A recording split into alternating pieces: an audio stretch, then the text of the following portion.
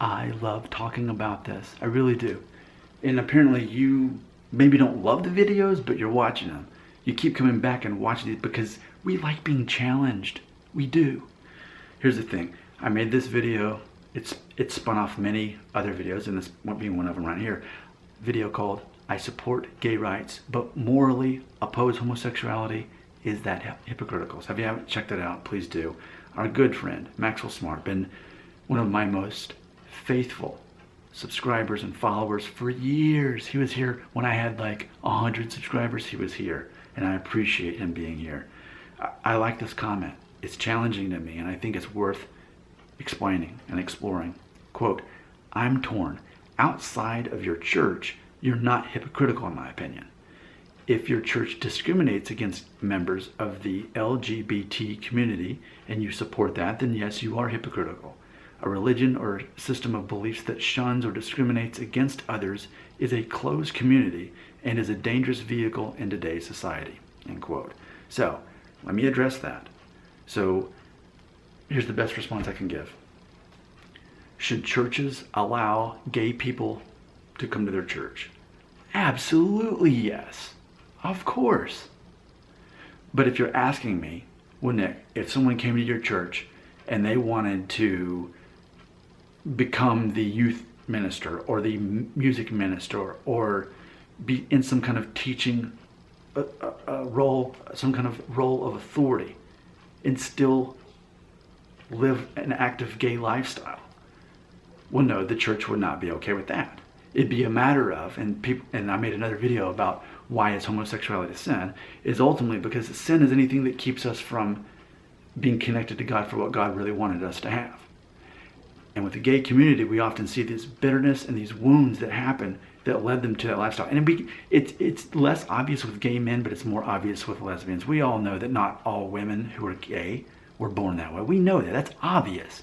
You can easily see that when you think about the lesbians you met in your life. You can see many of their stories that they had a very negative experience with a man, whether they were abused when they were young, whether it was their father leaving them, some kind of situation like that. It's more obvious with females. And ultimately, it's a matter of being restored. So, of course, the doors of the church are open to the gay community. And not just the gay community, anyone with morally opposing beliefs or ideals. If you're of a different religion, please come in. If you're atheist, please come in. But ultimately, this path is going to end up with you being restored with God and moving on with your life the way the Bible teaches. So at some point, the person who visits that church is going to have to either say, you know what, this isn't for me and I'm never coming back. Or they have to say, you know what, I still don't understand why living a gay lifestyle is not pleasing to God. I don't understand that.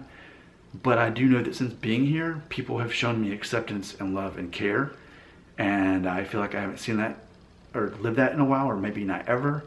So at least I'm open-minded to seeing. And see, that's the thing. There are ex-gays. They do exist.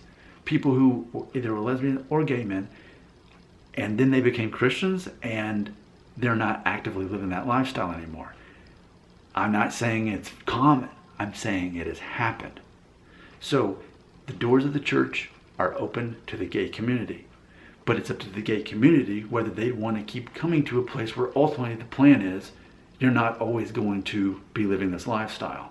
Because there has to be that conversion process.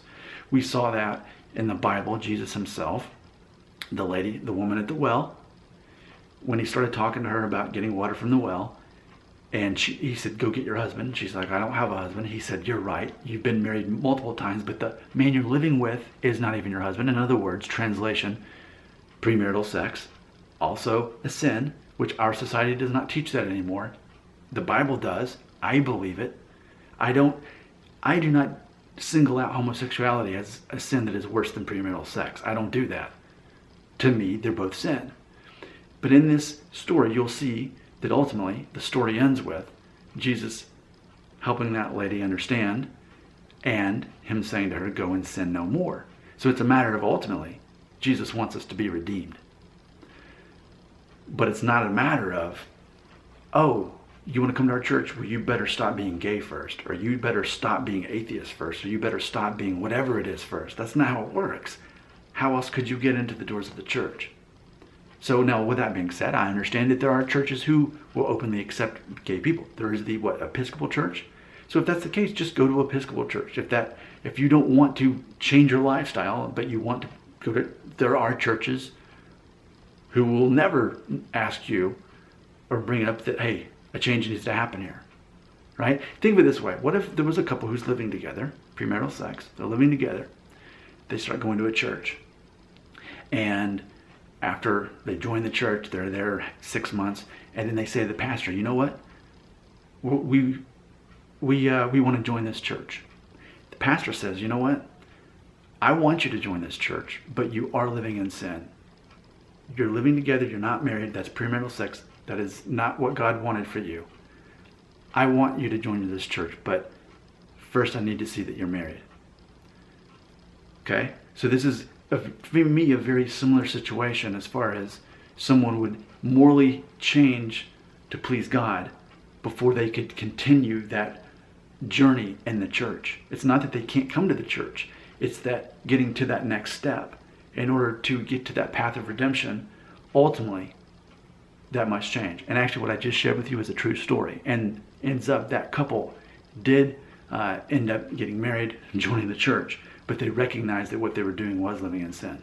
So there you go. That's my response. Does that sound like discrimination to say churches should welcome the gay community? But at some point within that own church's belief system, if you believe that homosexuality is sin, if that's what that church believes, what I would call a Bible-believing church, then ultimately it's expected that a lifestyle change is going to happen. Unless it's the type of church that does not believe that homosexuality is a sin.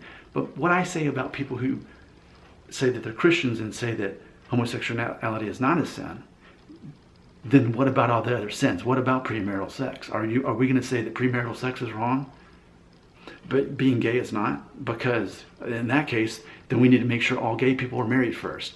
What I've learned is people who say that they're Christians who do not think homosexuality is a sin also don't think that premarital sex is a sin.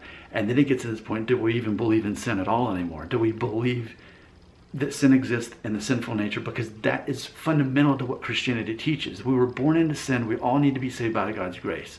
So when you take that out of it, to me, that's not even Christianity anymore. That's not what Jesus talked about in his ministry. That's not what he was here for. We're talking about something else. That's not Christianity to me. The moment you reject sinful nature, the moment you reject the need for Christ, who died, who gave his life for us and died for us and rose again, when we take that out of the story, then all it becomes is, I believe in God and he had his son Jesus and I love them, everything's good. No, that's not redemption. To me, that's not Christianity. It's some people's version of it. To me, that's not what the Bible teaches. So there you go. There's my answer. Thanks for asking. Comments belong right here.